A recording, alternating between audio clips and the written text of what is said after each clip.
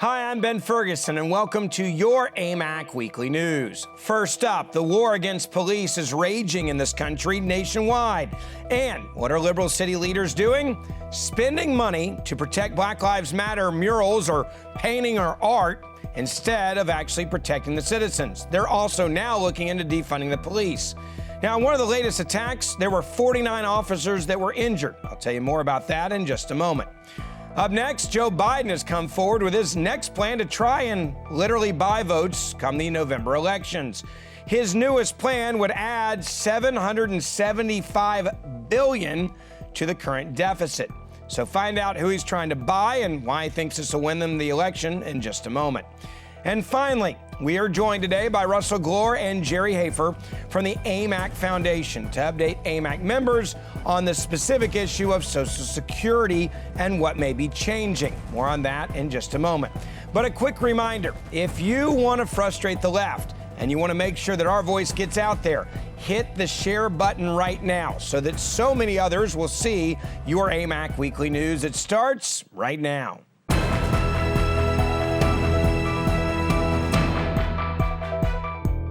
Many conservatives are now coming to the aid of police around the country. Why? Because it's open season on police as crime in America is getting completely out of control. Just in the last week, Chicago's so-called vigilantes planned a full-out ambush on police officers. Yes, this was intended to be, quote, a peaceful protest, yet somehow it left 49 officers injured, including one who had his eye socket broken and another who had his kneecap broken by thrown objects from these anarchists. Now, let's just take a brief look at what actually took place. Here is a news report by ABC 7 Chicago, where they actually aired a clip released by the Chicago police of the violent clash with protesters near the Christopher Columbus statue. Police video captured a violent attack on officers who were protecting the statue of Christopher Columbus during a protest Friday night in Grant Park. What began as a peaceful protest at Grant Park Friday evening devolved into a very dangerous situation in which mob action deliberately sought to injure officers. The mayor decried the violence, calling those responsible vigilantes. The police video showed one person dumping out a backpack with what appeared to be frozen water bottles, which were then thrown at officers. Demonstrators also hurled fireworks, one sergeant suffering a broken eye socket from the shrapnel. Police said the PVC pipe used to hold the Black Lives Matter banners had been sharpened and were taken out and used to jab at officers. Now, just to give you a little more context, the so-called protest turned into a riot as people hid behind umbrellas and banners so they could change into black clothing. They put up umbrellas, formed a wall, and marched on officers who were positioned around the Christopher Columbus statue. Now, the people in black then began to pelt the officers at that statue with rocks, frozen water bottles, fireworks, and other items. They pushed carts and carried bags filled with items to throw at police, while others used sharpened PVC pipes to actually jab the police officers around the statue.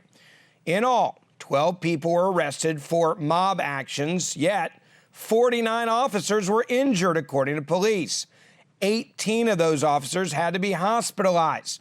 So the question obviously has to be asked, what are the leaders in these liberal cities doing in response to protect the police? Well, let's take a look at New York City. Mayor Bill de Blasio there has reportedly reassigned no less than 27 police officers working in shifts, not to protect people, but to protect the Black Lives Matter mural outside of Trump Tower. That, according to the former police commissioner. Take a look at this tweet from Carrick. Just heard that NYC mayor has 1 and 8 securing the Black Lives Matter mural at Trump Tower. That's 1 sergeant and 8 cops, times 3 tours a day. Violence, shootings, and murder is up in NYC, and this clown has 3 sergeants and 24 cops guarding a mural. If true, hashtag sickening. Now, I want you to think about the mindset of Mayor de Blasio. Mayor de Blasio literally goes out there and decides to take police officers to protect his political mural that he put in front of Trump Tower. Now, in one vandalism attempt, you had 2 women from Staten Island that were arrested over the weekend as they tried to smear black paint over the yellow lettering of his mural. Both, of course, were charged with criminal mischief and released pending a future court date. Now, if you want to talk about double standards with the mayor, take a look at this. You have these 2 women that threw paint on the ground that were charged with a crime, while another man actually punched the New York Police Department chief, Terrence Moynihan, on the Brooklyn Bridge over the past week. He was charged with a crime and then released without bail. In that same incident, New York Police Lieutenant Richard Mack, he was assaulted and needed surgery to repair a fracture to his orbital socket around his eye following that same clash on the Brooklyn Bridge. Now, there is no sound to the video you're about to see, but I want you to see this short clip showing the attack on officers on the Brooklyn Bridge, released by the NYPD's official Twitter account. Take a look at this.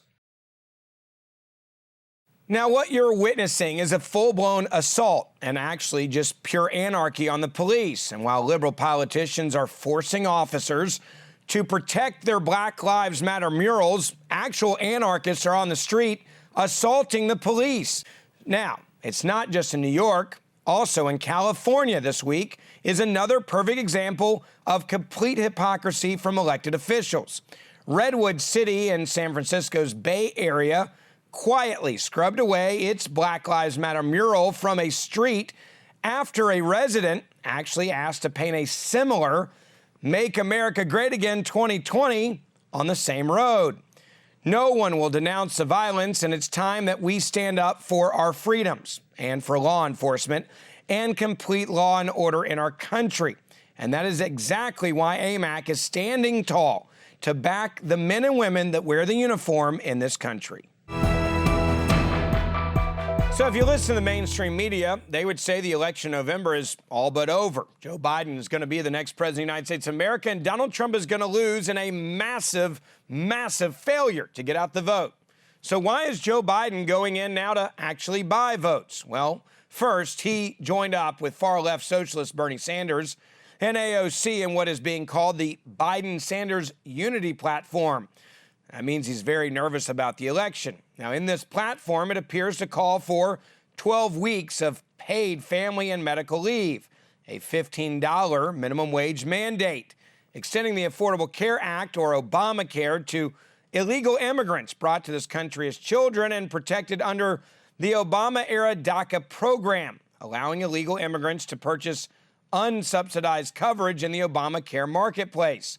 Also, repealing many policies from the Trump administration involving illegal immigration and a whole lot more.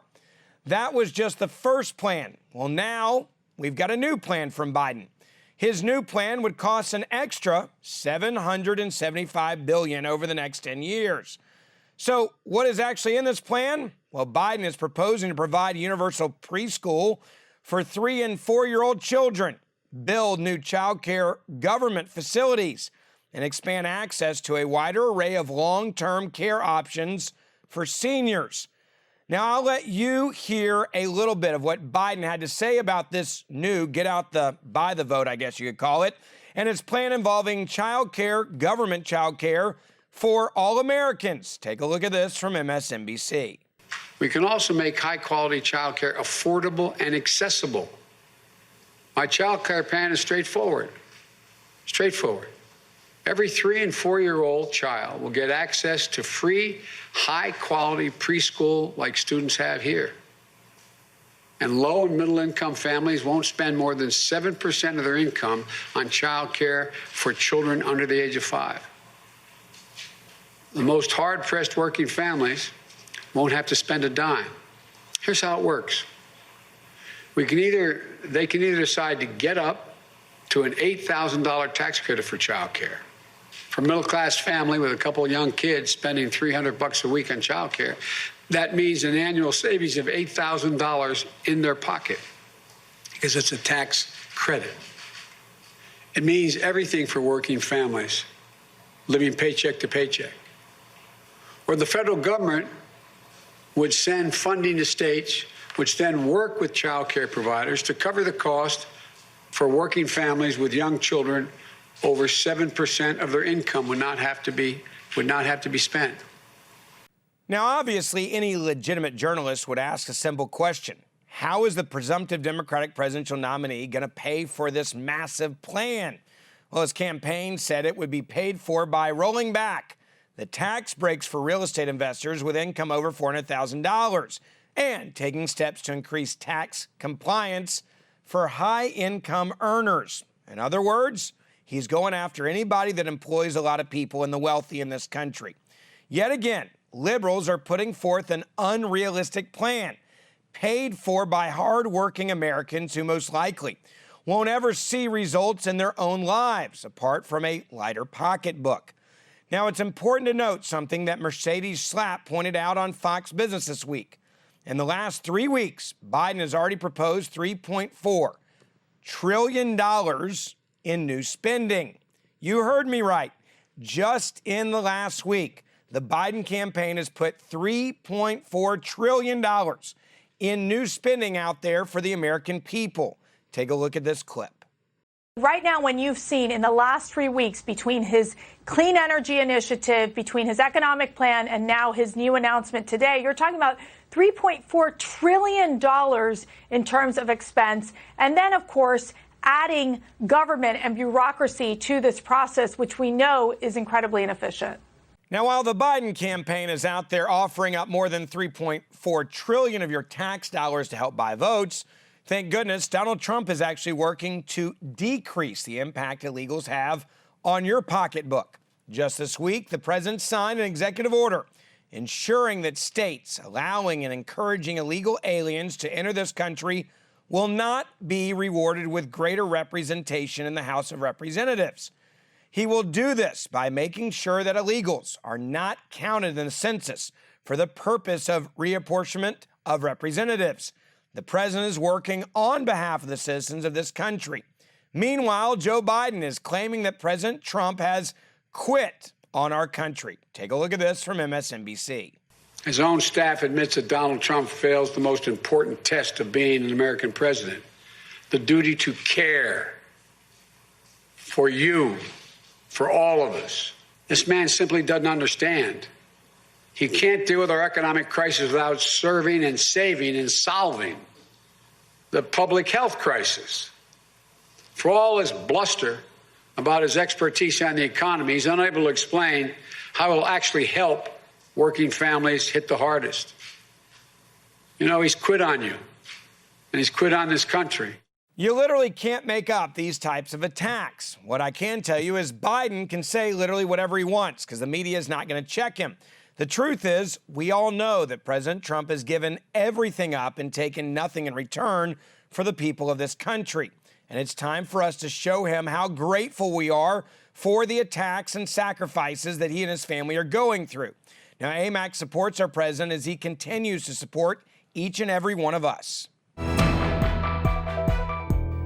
This week, we are honored to have two members of the AMAC Foundation, Russel, Gloor, and Gerry, Haefer, with us. Welcome to you both, and thank you so much for what AMAC is doing for our members with the foundation.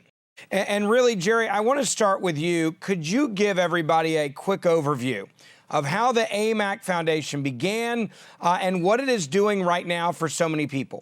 Okay, sure. Thanks, Ben. It's good to be here. The foundation was really part of Dan Weber's initial vision for what AMAC would be. And he incorporated the foundation in 2010. It wasn't until 2014 till we actually got started. And we started with a mission of supporting and educating America's seniors, broad mission. And we do that. We've been doing that ever since in a couple of different ways. We started off with a splash in 2014. We hosted a major symposium in Washington on healthcare. And since that time, we've implemented a number of programs, and we're serving seniors in a variety of ways, as I said.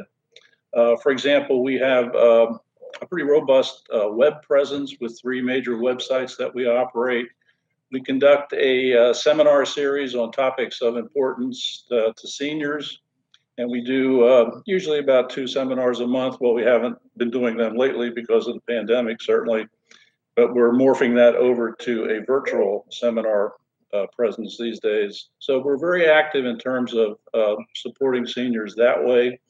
But I think our flagship program is our Social Security Advisory Service that Russell and I are part of. And what are some of those key services when it comes specifically that AMAC Foundation provides to many of the members that may be watching right now? Well, the service that I mentioned, the seminars and workshops that we do are on topics that are extremely important to seniors. Things like Social Security, Medicare. We do a seminar on folks that are aging into Medicare. We do caregiver support seminars. So it's delivering information that is critical to seniors and helping them make the decisions they need to make and understand the areas they need to focus on. The websites that we operate are informational. The first is the AMAC Foundation main site that has a host of information on it about the foundation, but it also includes schedules of upcoming events, podcasts that we've done. It has a blog page of every week there's a blog article relevant to seniors. So that's very informative for seniors. The Social Security Report.org site is also an extremely informative site focused totally on Social Security. We channel breaking news about Social Security. We have a lot of archival information on there. For example, the trustees reports, the past trustees reports are available on demand from that site. We have a tools and techniques section on that page, and we publish a Q&A portion of that page, which we'll talk about a little bit later. And we have a MedicareReport.org, which is similar to the Social Security report, but focused on Medicare and healthcare. Russell, I want to ask you real quick, and Social Security is something that there are so many people that are trying to figure out what do they need to be taking advantage of, how do you get started, when do you do your deal with your benefits, what age do you work till, the pluses and minuses. It is a very complicated but also an extremely important decision, and that is where you guys have been able to put together and help so many members when it comes to guidance on these issues that are also constantly changing. Yeah, as you mentioned, Ben, the Social Security program is exceedingly complex. There's actually over 2,700 individual rules and regulations that people have to deal with as they contemplate what kind of what they want to do with their Social Security. And far too many people just claim it at age 62 because it's there. And that, more often than not, that's exactly the wrong decision, because there are so many opportunities for getting more benefits.